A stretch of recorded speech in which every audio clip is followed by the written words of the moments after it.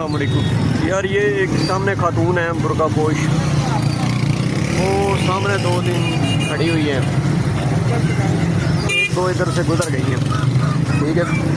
और शहर भर में वो सामने देखें वो सब,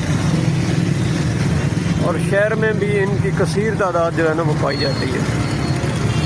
ये कोई इंतज़ामिया इस बात का नोटिस लेती है कि ये लोग जो हैं ये एकदम किसी शहर में कहाँ से आते हैं और फिर ये कहाँ चले जाते हैं, और किस किस्म की वारदातें जब होती हैं तो उसमें कौन कौन से लोग किस किस टाइप के मुलव्वस होते हैं, और इनके जो लवाहिकीन हैं या इनके पीछे जो मर्द हज़रात हैं वो कौन हैं, वो कहाँ पे होते हैं, वो क्या करते हैं। ये इंतज़ामिया को इसके ऊपर नज़र रखनी चाहिए।